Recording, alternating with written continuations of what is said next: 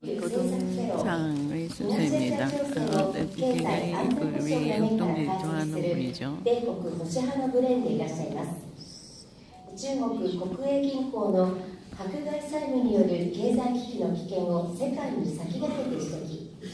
北朝鮮の核兵器が使用される可能性が最も高いのは日本であるという分析を示されています。それではボードちゃん様、よろしくお願いいたします。 노동장님 나와주십시오. 잘 부탁합니다.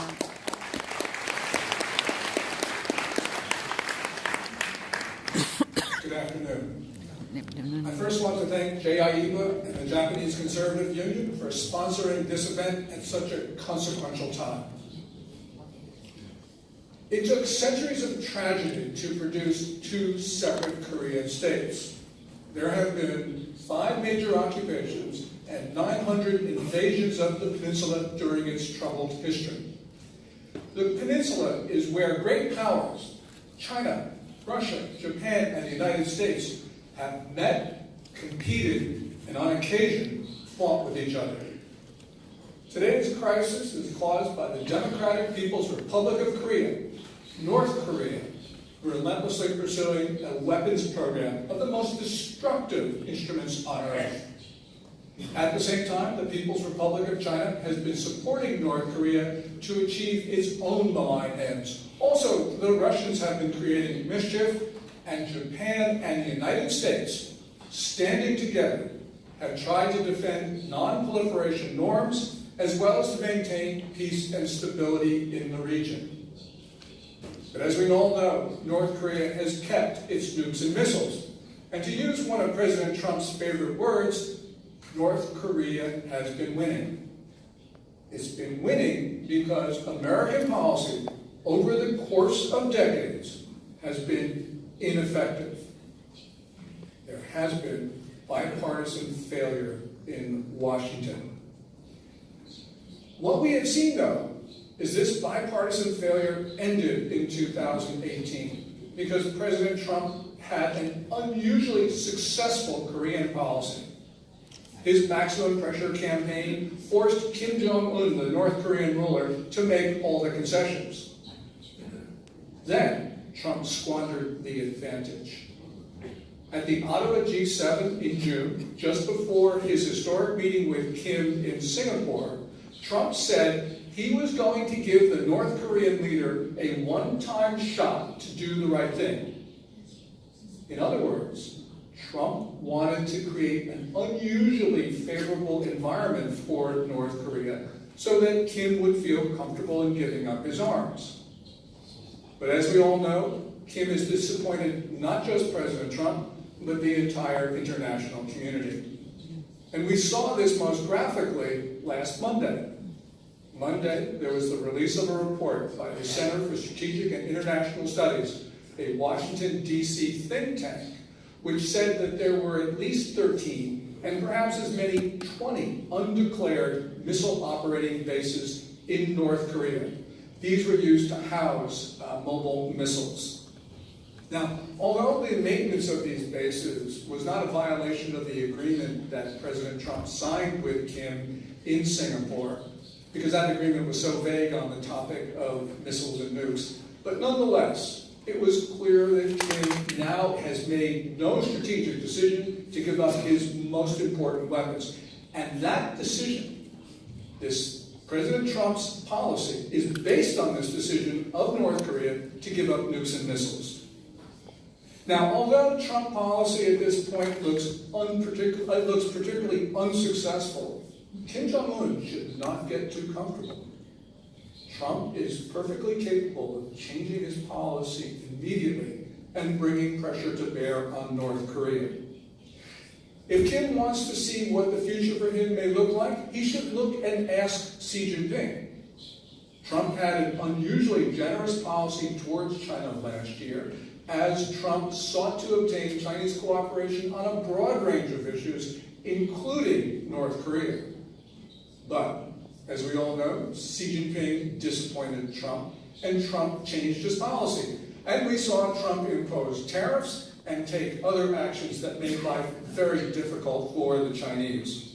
Now, it's not clear persuaded Trump to change his mind on China, but nonetheless, we do know that Xi Jinping pushed the United States and its president in particular much too far. And if Kim Jong-un presses Trump too far, we could see a change in policy immediately. In that change of policy, the United States would begin to effectively enforce the sanctions that it has let lapse, and we could see the United States start to impose real sanctions on the large Chinese banks for laundering money for the North Koreans.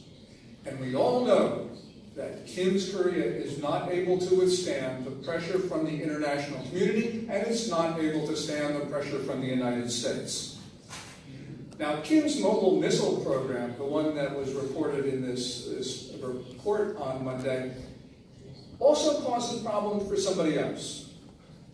That somebody else is South Korea's President Moon Jae-in, who has been Kim Jong-un's most effective advocate over the last several months.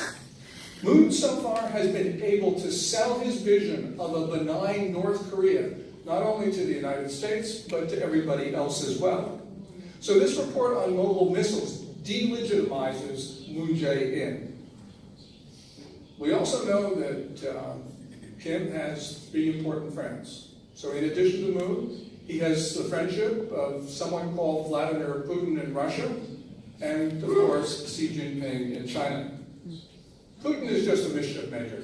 He doesn't really care about North Asia, and I think all he wants to do is make a buck, which explains why Russia has been violating UN sanctions on North Korea openly.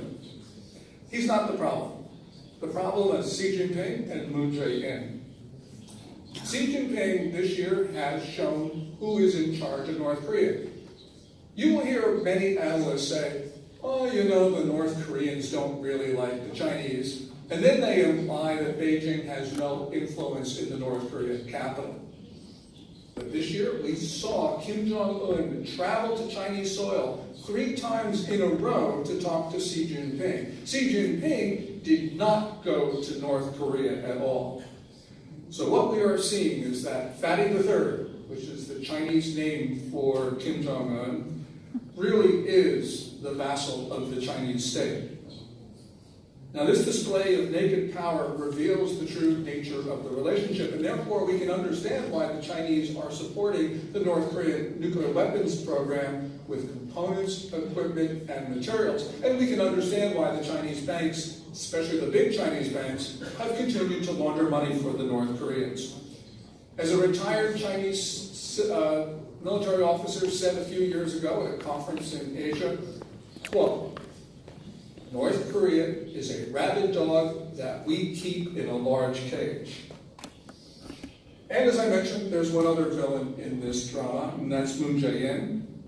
Now, more than at any time since 1950, when the North Koreans pushed the American forces down to the Pusan perimeter, now more than at any time since the end of 1950, it does look like North Korea could take over South Korea. In short, the free world could lose South Korea, and that's because South Korea's democracy is in mortal danger. Now, many people say, oh, it's just absolutely ludicrous that you could have a destitute North Korea take over South Korea. The problem is, though, South Korea has a president who is subverting South Korean democracy and the security of his own state. Moon Jae-in is undermining the whole notion of liberal democracy by trying to take that concept out of the South Korean constitution. He is jailing opponents. He is muzzling North Korean defectors in South Korea. Right. He is taking down the defenses of South Korea to a North Korean invasion. He's whitewashing the North Koreans. He's allowing pro-North Korean thugs in South Korea to have free reign. And Moon Jae-in is attempting to unify the 2 Korean states on North Korea's terms. I don't know what Moon Jae-in's going on inside of his mind. I don't know what his intentions are. But this I can say, that if Moon Jae-in were trying to help North Korea take over South Korea, he would be doing exactly what he is doing today. So why does this matter? 2 things. First, let's look at a map. The Korean Peninsula is a dagger pointed at the main islands of Japan. If South Korea were to fall in unfriendly hands, the defense of Japan would be much more difficult and certainly would be complicated. And the issue is the same for the United States as well. For more than a century, the U.S. has drawn its western defense perimeter, not off the coast of California, not off the coast of Hawaii or even Guam, but off the coast of East Asia. And South Korea, as Toshiyoshi Hara told us, which is on the continent of Asia, anchors the northern part of America's defense perimeter. Second thing, at a time when the whole concept of democracy is under unprecedented attack, the United States and Japan, democracies in themselves, cannot allow China and North Korea to take over any democracy, especially one as important as South Korea. Now, because Moon Jae-in is supporting Kim Jong-un, it means all sorts of issues for us are complicated, including the disarming of North Korea. Both Korean leaders, Moon Jae-in, Kim Jong-un, are not friends of democracy, and they're not friends of a peaceful world. They are the enemies of liberty and all the things that we hold dear.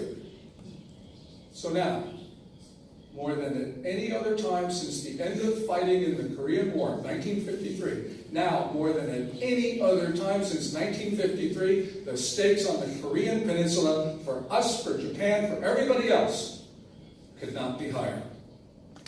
Thank you very much.